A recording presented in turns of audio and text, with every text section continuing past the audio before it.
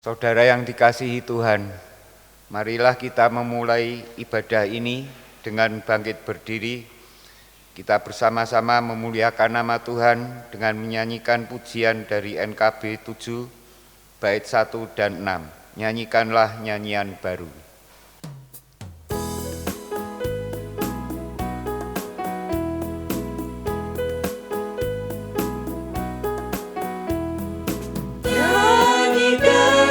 Nyanyian baru bagi Allah, pencipta cakrawala, segala serafim kerubim pujilah Dia, besarkanlah namanya, bersorak-sorai bagi rajamu, bersorak-sorai bagi rajamu.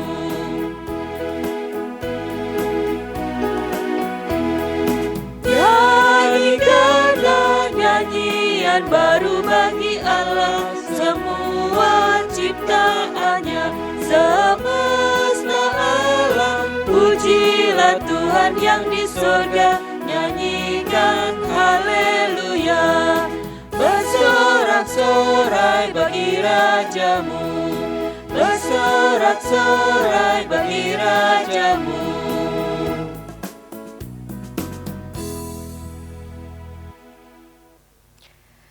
Ibadah ini berlangsung karena pertolongan kita adalah di dalam nama Tuhan yang menjadikan langit dan bumi, yang kasih setianya tetap untuk selama-lamanya dan yang tidak pernah meninggalkan buatan tangannya.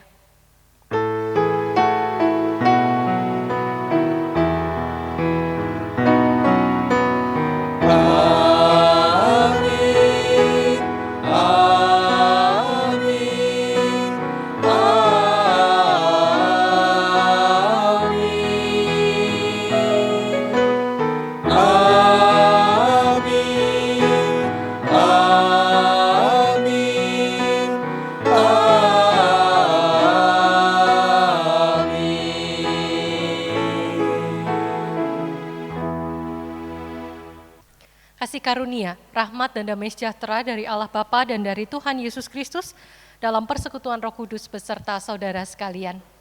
Dan menyertai saudara juga. Bapak Ibu Saudara, dalam Matius pasal 5 ayat yang ke-43 dan seterusnya mengatakan demikian. Kamu telah mendengar firman, kasihilah sesamamu manusia dan bencilah musuhmu. Tetapi aku berkata kepadamu, kasihilah musuhmu dan berdoalah bagi mereka yang menganiaya kamu. Karena dengan demikianlah kamu menjadi anak-anak Bapamu yang di sorga, yang menerbitkan matahari bagi orang yang jahat dan orang yang baik, dan menurunkan hujan bagi orang yang benar dan orang yang tidak benar. Firman Tuhan di dalam bagian ini memutarbalikkan semua aturan dunia. Ketika dunia mengasihi orang yang baik kepada kita dan membenci mereka yang merugikan kita, sebagai anak-anak Tuhan kita dipanggil untuk senantiasa mengasihi semua orang, termasuk mereka yang merugikan kita dan yang menjadi pengganggu di dalam kehidupan kita. Namun kita menyadari di dalam segala keterbatasan kita sulit untuk memberlakukan firman Tuhan ini. Maka di dalam ibadah ini sebelum lebih lanjut kita melakukan ibadah kita lebih dulu tunduk di hadapan Tuhan di dalam doa pengakuan dosa. Mari kita berdoa. Tuhan, ketika kami melihat dan berkaca pada firman yang Engkau berikan kepada setiap kami mendapati bahwa kehidupan kami masih jauh dari apa yang firman Tuhan katakan. Ketika Engkau mengajarkan untuk kami mengasihi sesama kami, bahkan berdoa bagi mereka yang telah menyakiti kami, tidak kami pungkiri bahwa itu terasa sulit untuk kami lakukan, karena lebih mudah bagi kami untuk membenci mereka yang telah menyakiti kami, bahkan membalas perlakuan jahat yang diberikan kepada kami. Kalau perlu kami boleh membalaskan berkali-kali lipat. Namun Tuhan, kami tidak mau menyerah dengan keterbatasan kami, karena kami sudah mengetahui firman kebenaran yang Engkau kehendaki. Maka kiranya segala dosa dan pelanggaran yang kami lakukan di hari yang lalu, kiranya Tuhan yang mengampuni, Tuhan yang menyucikan diri kami, sehingga di hari ke depan kami boleh menjalani kehidupan ini dengan lebih baik lagi berdasarkan firman Tuhan. Kiranya Engkau memberikan kepada kami kesempatan untuk senantiasa memperbaiki diri dan menjadi serupa dengan gambaran Tuhan. Di dalam nama Tuhan Yesus kami memohon pengampunan. Amin.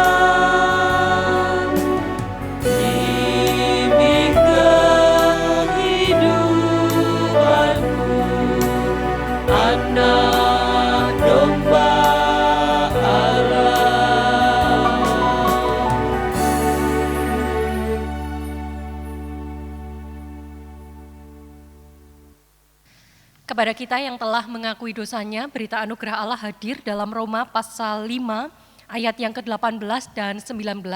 Roma 5 ayat 18 dan 19. Sebab itu sama seperti oleh satu pelanggaran, semua orang beroleh penghukuman. Demikian pula oleh satu perbuatan kebenaran, semua orang beroleh pembenaran untuk hidup. Jadi sama seperti oleh ketidaktaatan satu orang, semua orang telah menjadi orang berdosa, demikian pula oleh ketaatan satu orang, semua orang menjadi orang benar. Demikianlah berita anugerah dari Tuhan. Syukur kepada Allah.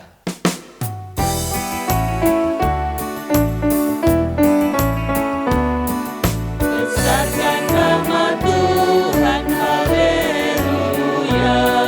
Kasih-Nya tak berkurang, haleluya. Sekalipun keluhan menimpa umat-Nya, berkat-Nya ditemukan, haleluya.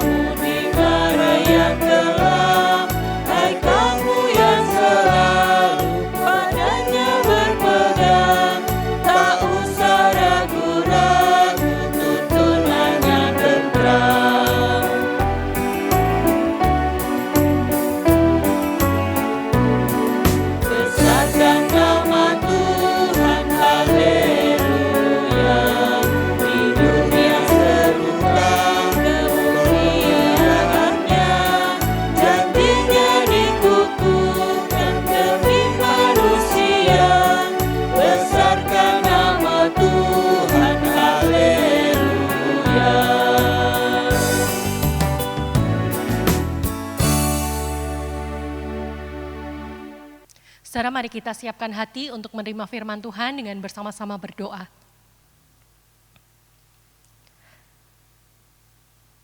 Tuhan, kami menyadari keterbatasan kami sebagai manusia yang tidak akan pernah mampu memahami sepenuhnya apa yang menjadi kehendak dan firman Tuhan. Maka ketika saat ini kami akan bersama-sama menerima kebenaran firman Tuhan, kiranya Allah sendiri yang menyatakan firman kebenaran itu untuk dapat kami mengerti. Engkau yang membuka pikiran kami, mengubahkan hati kami, sehingga setiap firman baik yang kami baca maupun yang kami dengar, semuanya adalah suara Allah yang menyapa di dalam kehidupan kami. Bahkan kami terdorong untuk memberlakukan firman ini secara nyata di dalam kehidupan kami sehari lepas sehari, bukan dengan kemampuan kami, tetapi juga karena pertolongan dari Allah melalui kuasa Roh Kudus yang membimbing dan menyertai kami untuk menjadi pelaku-pelaku firman Tuhan. Engkau yang berkuasa atas waktu ini, dan kami rindu diperlengkapi dengan firman Tuhan. Di dalam nama Tuhan Yesus kami berdoa. Amin. Pembacaan Alkitab terambil dari Injil Matius pasal 13 ayat 24 sampai 30, dilanjutkan ayat 36 sampai 43. Matius 13 ayat 24 sampai 30, dilanjutkan ayat 36 sampai 43. Yesus membentangkan suatu perumpamaan lain lagi kepada mereka, katanya, hal kerajaan sorga itu seumpama orang yang menaburkan benih yang baik di ladangnya. Tetapi pada waktu semua orang tidur, datanglah musuhnya menaburkan benih lalang di antara gandum itu lalu pergi. Ketika gandum itu tumbuh dan mulai berbulir, nampak jugalah lalang itu. Maka datanglah hamba-hamba tuan ladang itu kepadanya dan berkata, Tuan, bukankah benih baik yang Tuan taburkan di ladang Tuan? Dari manakah lalang itu? Jawab tuan itu, seorang musuh yang melakukannya. Lalu berkatalah hamba-hamba itu kepadanya, jadi maukah Tuan supaya kami pergi mencabut lalang itu? Tetapi ia berkata, jangan, sebab mungkin gandum itu ikut tercabut pada waktu kamu mencabut lalang itu. Biarkanlah keduanya tumbuh bersama sampai waktu menuai. Pada waktu itu aku akan berkata kepada para penuai, kumpulkanlah dahulu lalang itu dan ikatlah berberkas-berkas untuk dibakar. Kemudian kumpulkanlah gandum itu ke dalam lumbungku. Maka Yesus pun meninggalkan orang banyak itu lalu pulang. Murid-muridnya datang dan berkata kepadanya, jelaskanlah kepada kami perumpamaan tentang lalang di ladang itu. Ia menjawab katanya, orang yang menaburkan benih baik ialah anak manusia, ladang ialah dunia. Benih yang baik itu anak-anak kerajaan, dan lalang anak-anak si jahat. Musuh yang menaburkan benih lalang ialah iblis. Waktu menuai ialah akhir zaman, dan para penuai itu malaikat. Maka seperti lalang itu dikumpulkan dan dibakar dalam api, demikian juga pada akhir zaman. Anak manusia akan menyuruh malaikat-malaikatnya, dan mereka akan mengumpulkan segala sesuatu yang menyesatkan dan semua orang yang melakukan kejahatan dari dalam kerajaannya. Semuanya akan dicampakkan ke dalam dapur api.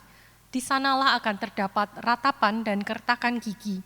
Pada waktu itulah orang-orang benar akan bercahaya seperti matahari dalam kerajaan Bapa mereka.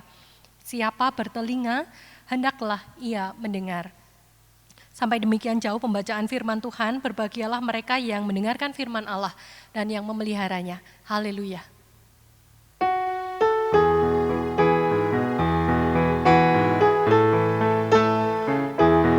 Haleluya.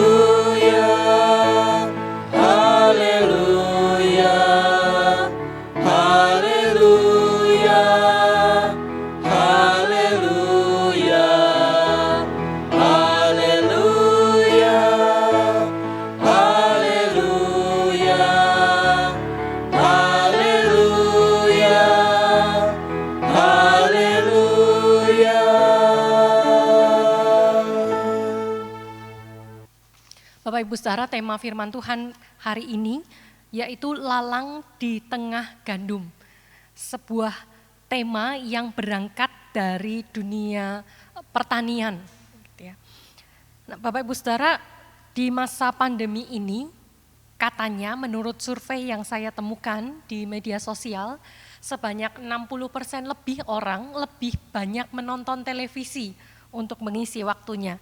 Nah, di dunia pertelevisian ada drama, sinetron, dan sejenisnya yang seringkali menjadi tontonan kita atau anggota keluarga kita.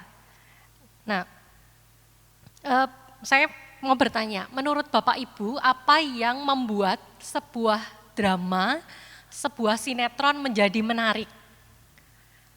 Mungkin ada yang menjawab, yang membuat sebuah cerita, drama, sinetron, dan sejenisnya menarik karena alur ceritanya. Ada yang bilang karena pemain-pemainnya yang tampan, yang cantik, begitu ya, dan lain sebagainya. Tapi bagi saya pribadi, yang membuat sebuah cerita itu seru karena ada peran antagonis di sana. Ya, hampir di semua drama, semua cerita, kita menemukan penokohan, ada yang pemeran baik, gitu ya, protagonis, ada yang berperan sebagai pihak yang jahat. Dan pihak yang jahat ini yang seringkali membuat sebuah cerita menjadi tidak membosankan. Meskipun kadangkala kita menemukan peran yang sepertinya mengada-ada. Yang jahatnya itu kelewatan, yang sampai membuat kita berpikir ini enggak realistis. Mosok masakan ada orang yang sejahat itu di dalam kehidupan nyata. Tapi tokoh jahat yang semacam ini bukannya tidak mungkin ada di dunia nyata. Ya. Ada seorang yang dengan begitu tega menyakiti orang lain, ada yang kemudian berlaku kasar kepada orang lain dan tidak ragu-ragu untuk merugikan orang lain, bahkan membuat orang lain sengsara. Yang demikian bukan hanya bisa kita temukan di drama, cerita, atau dunia televisi, tapi bisa jadi itu menjadi bagian yang nyata di dalam kehidupan sehari-hari yang mungkin di antara kita ada yang pernah mengalaminya dan kita menjadi kecewa. Mengapa ada kejahatan? Mengapa Tuhan membiarkan orang-orang semacam ini ada di tengah-tengah dunia ini? Bukankah akan jauh lebih indah kalau orang-orang yang demikian, ya, kejahatan dan segala manifestasinya dihilangkan dari muka bumi ini? Tapi apakah benar demikian? Hari ini kita hendak belajar dari sebuah perumpamaan yang Yesus ajarkan. Sebuah perumpamaan yang menjelaskan tentang lalang di antara gandum. Ya. Ketika mempersiapkan bahan khotbah ini, saya membaca ulang tema ini. Berulang-ulang saya baca supaya saya yakin bahwa saya enggak salah. Lalang di antara gandum. Jadi fokusnya bukan di gandumnya, tetapi ada pada lalang yang berada di tengah-tengah gandum. Nah, firman Tuhan hari ini mengajak kita untuk punya sudut pandang yang baru tentang keberadaan lalang dalam kehidupan kita. Nah, kalau kita lihat dalam bacaan ini, ketika tuan yang punya ladang menaburkan benih gandum, dari mana bisa muncul lalang? Satu jawabannya, ada musuh yang dengan sengaja menyebarkan lalang itu. Jadi ketika Allah punya rencana baik atas dunia ini, Allah sudah memulai segala yang baik atas dunia ini, ada satu pihak yang secara sengaja ingin menghancurkan karya Allah yang baik ini dengan menaburkan benih yang jahat. Ada lalang di antara gandum. Nah, perumpamaan ini tidak kemudian mempermasalahkan mengapa sampai kecolongan ada musuh yang berhasil menebarkan benih jahat. Tidak. Di sini tidak diceritakan upaya untuk menghukum sang musuh yang menebarkan benih jahat, tidak juga memperkarakannya. Tapi mari kita melihat perumpamaan ini menjadi sebuah sudut pandang baru di dalam kehidupan kita. Yang pertama yang dilakukan oleh tuan yang pemilik ladang ini, ketika anak buahnya mendapati bahwa ada lalang di ladang gandumnya, mereka mengusulkan sebuah solusi. Bagaimana kalau lalang ini dicabut supaya gandum ini bisa tumbuh dengan baik. Tetapi dengan tegas si pemilik ladang berkata, jangan. Kenapa? Karena kalau lalang itu dicabut, mungkin gandumnya ikut tercabut. Karena akarnya yang saling berkait satu sama lain. Sang pemilik ladang lebih memilih untuk membiarkan keduanya tetap ada di ladangnya dan tumbuh bersama.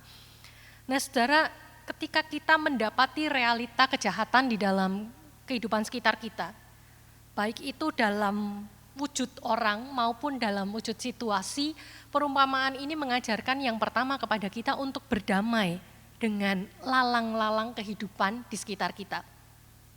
Nggak perlu kita sibuk untuk mencoba membinasakan mereka yang kita anggap sebagai lalang, tetapi mari kita berdamai dengan situasi ini. Karena kita tidak bisa menghindarinya. Kalau kita pengen semua kejahatan di muka bumi ini hilang, mungkin kita harus ngungsi ke sebuah tempat di mana tidak ada orang lain yang tinggal di dalam kehidupan kita.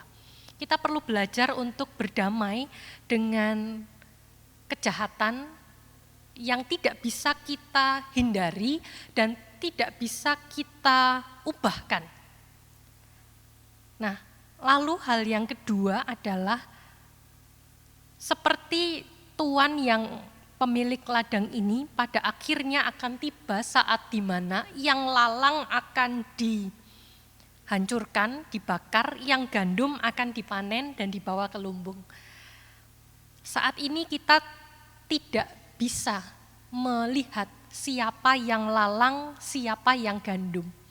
Kenapa? Karena perumpamaan ini memakai penggambaran lalang dan gandum karena keduanya serupa.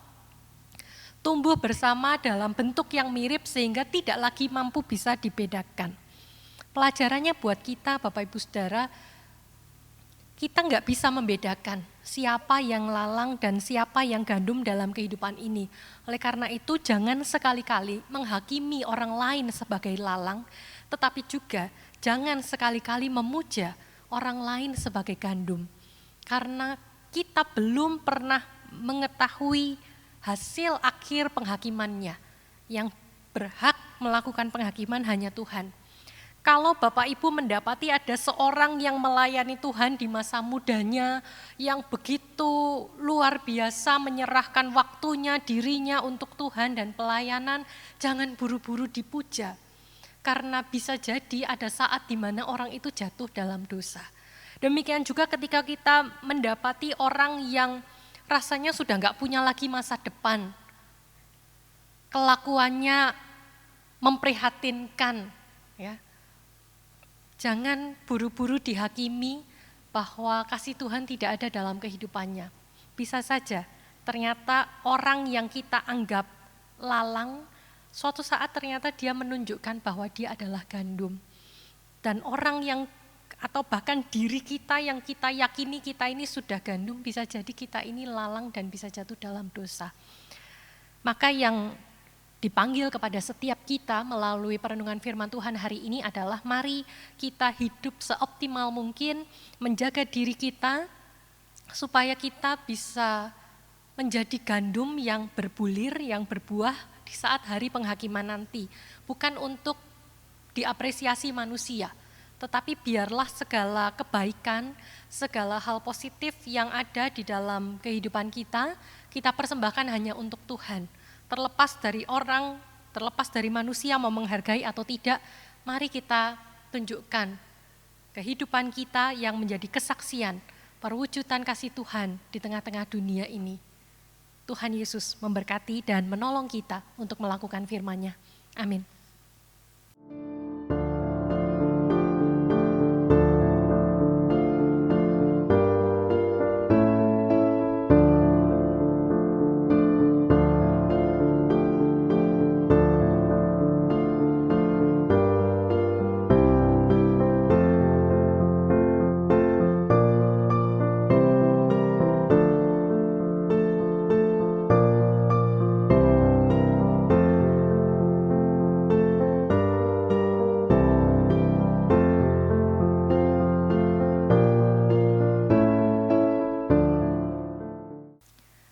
Mari saat ini kita masuk dalam doa syafaat.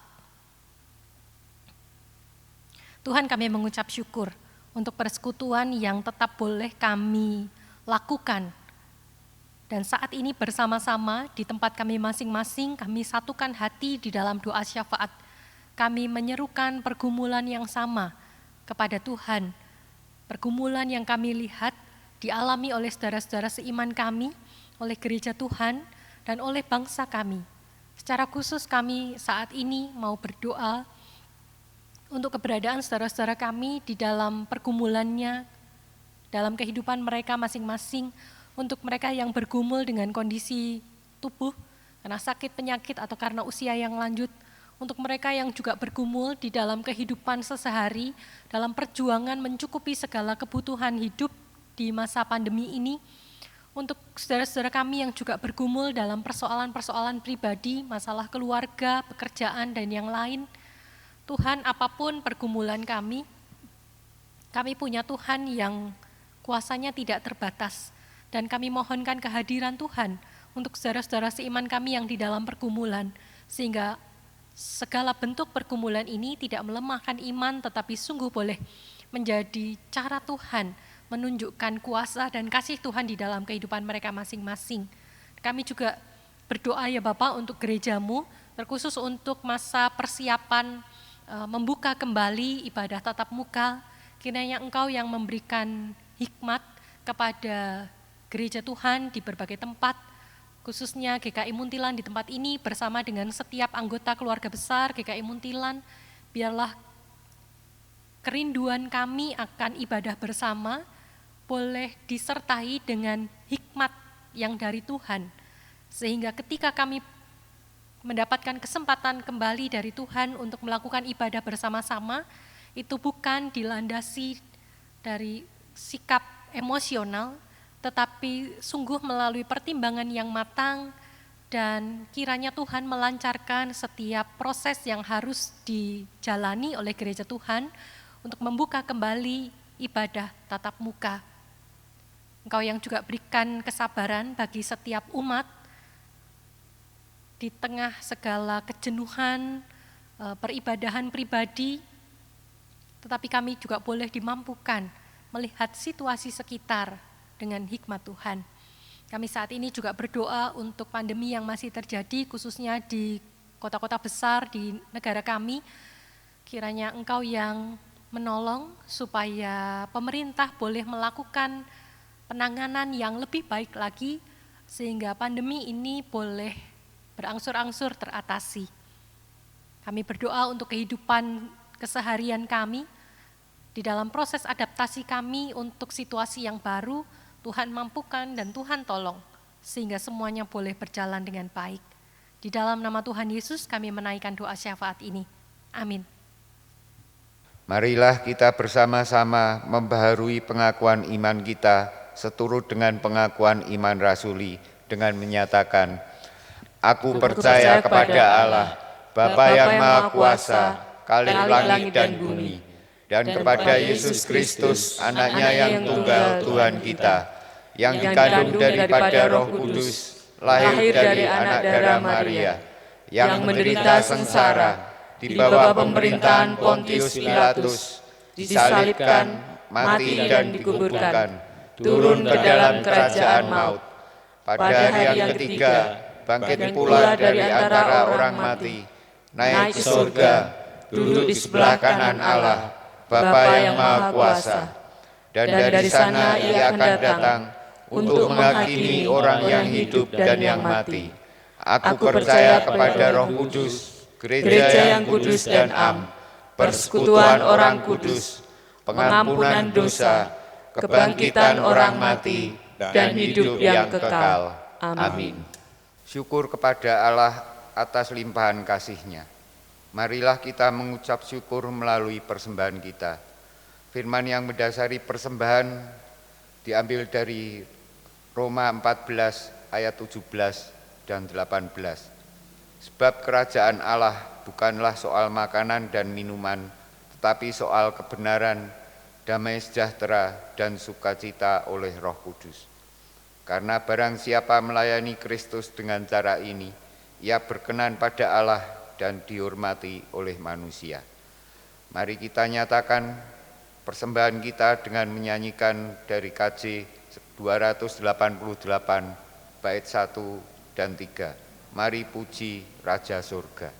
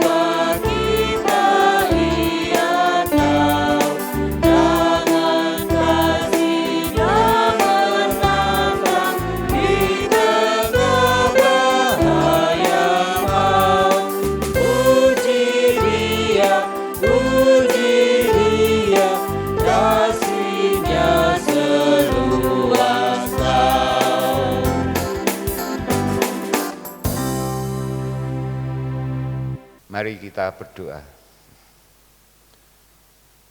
Kasih setiamu Tuhan selalu menyertai kami, sehingga di masa-masa yang sulit ini kami selalu mengalami pertolongan dari Tuhan. Saat ini kami menyatakan rasa syukur kami melalui persembahan ini. Pakailah persembahan ini dan diri kami untuk menyatakan kasih Tuhan kepada sesama kami. Dalam nama Tuhan Yesus kami bersyukur. Amin.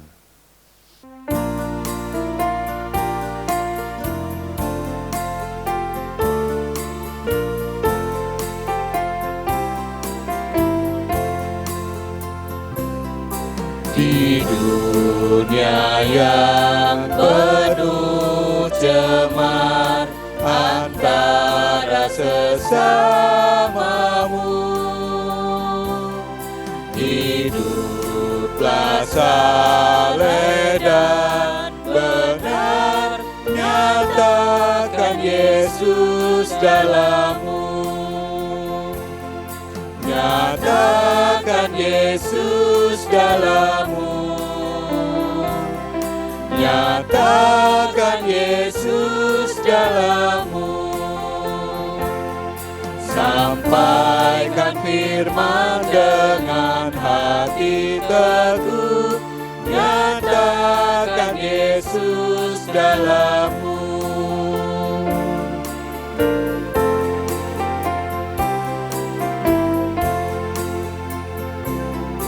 Hidupmu kitab terbuka, dibaca sesamamu. Apakah tiap pembacanya melihat Yesus dalammu? Nyatakan Yesus dalammu, nyatakan Yesus dalammu. Sampaikan firman dengan hati teguh, nyatakan Yesus dalammu.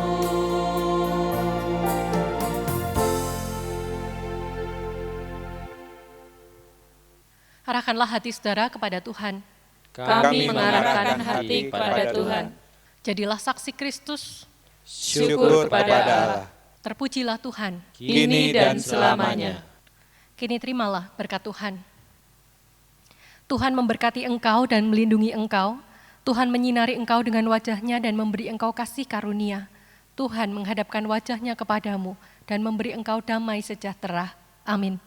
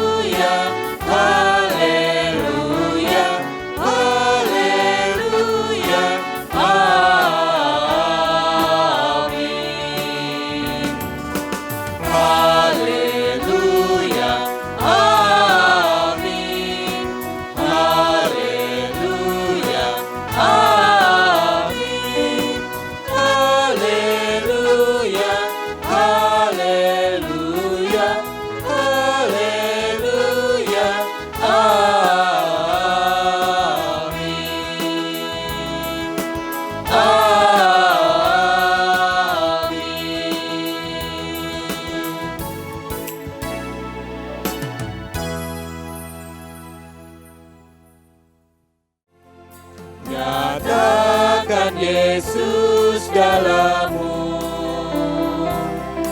Nyatakan Yesus dalammu. Sampaikan firman dengan hati teguh. Nyatakan Yesus dalammu.